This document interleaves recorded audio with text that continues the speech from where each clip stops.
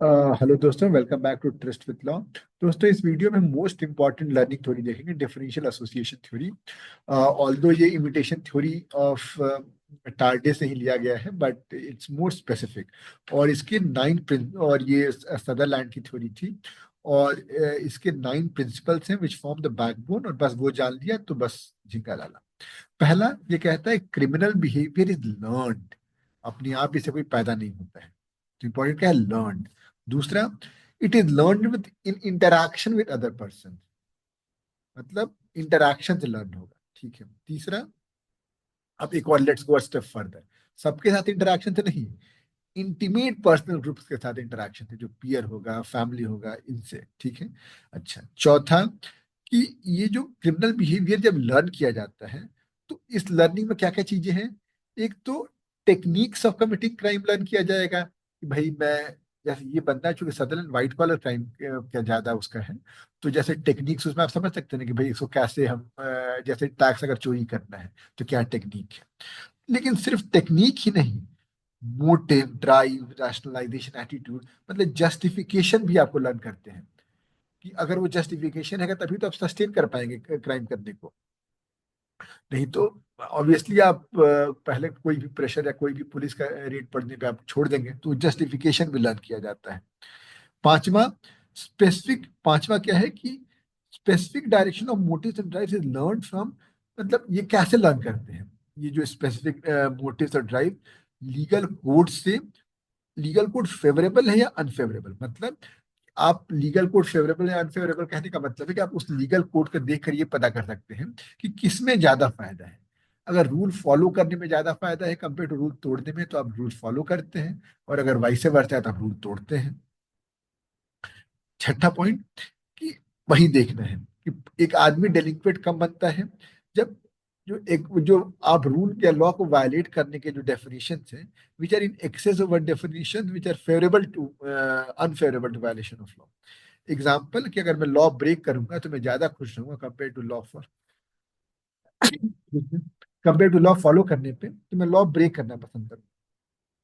तो ये है। ठीक है। और सातवां पॉइंट क्या है? डिफरेंशियल एसोसिएशन वेरी करेगा किन किन चीजों पे? Frequency, duration, purity, intensity. Frequency जैसे फ्रीक्वेंट कांटेक्ट किसके साथ है? लॉ ब्रेकर के साथ या लॉ मेकर के साथ? इसीलिए जैसे आप देखेंगे प्रिजनर्स में अगर जुवेनाइल को रख दिया जाए तो उन्हीं के साथ उस दिन रात उठे बैठेंगे तो वही बन जाएंगे। ठीक है। उसके बाद लॉन्गर ड्यूरेशन किसके साथ है, वो भी मैटर करता है।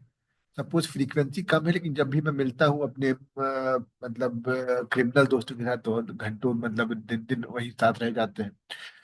प्रायोरिटी भी मैटर करता है। प्रायोरिटी मतलब किसको मैं ज्यादा प्रायोरिटी देता हूँ।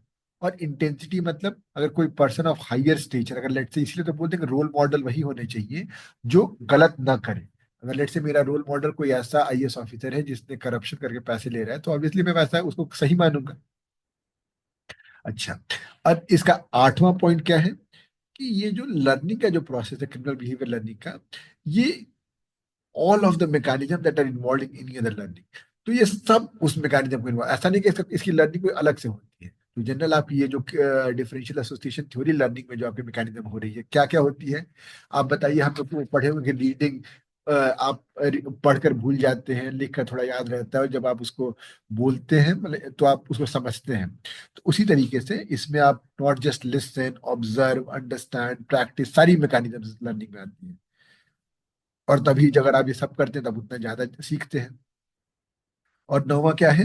कि criminal behaviour is an expression of जन, अगर although it is an expression of general needs and values. क्यों हम क्रिमिनल बिहेवियर हम क्यों फॉलो करेंगे? भाई मुझे पैसा चाहिए, शोहरत चाहिए, पावर चाहिए, किसी को राजनीति में जाना है, तो उस criminal behaviour is an easier road. तो जनरल नीड्स एंड वैल्यूज को ही ये रिप्रेजेंट करता है। But it is not explained by those, क्योंकि पैसे कमाने के तो और भी रास्ते हैं। तो मनी इज नॉट दैट मतलब डिफरेंशिएटिंग फैक्टर। तो इसलिए वो जो थ्योरी जो कहती है कि भाई इन चीजों से तो उनको हटाना होगा, तो यही कहता है कि दे आर नॉट वैलिड, क्योंकि they explain even non criminal behaviour. तो ये जो 9 पॉइंट है, दे एक्सप्लेन, मतलब ये nine back, they form the backbone of differential association theory. और इसको आप मतलब इसकी क्रिटिसिज्म इसको सुन के भी कर सकते हैं कि ऐसा भी है कि सारे क्रिमिनल के बगल में रहने वाले सब लोग क्रिमिनल नहीं बनते हैं। ऑन दी अदर हैंड, पूरे ग्रुप में रहने वाले मतलब उसी में ग्रुप में से एक आध क्रिमिनल निकल जाते हैं। दूसरी बात यह है कि ये इसने बोला कि इंटीमेट कॉन्टैक्ट से, मतलब मीडिया वगैरह का कोई रोल नहीं है। तो ये तो दो चीजें हो गई। सबसे पहला क्रिमिनल कैसे बना होगा, और ऑब्वियसली उसका असर तो अगल बगल में ही होगा, हर जगह पे किसी नए कंट्री में वहां पे क्रिमिनल कैसे बनेगा। और दूसरी बात है, हम तो मीडिया से देखकर ही बहुत चीजें पता चलती हैं, बहुत लोग यूट्यूब से देखकर बम बम बना लेते हैं, सब चीजें हो जा रही हैं। तो ये सब, और उसके तो ये कुछ इसकी खामियां हैं। तो अब हम अगले वीडियो में अगली थ्योरी देखेंगे। Till then bye bye.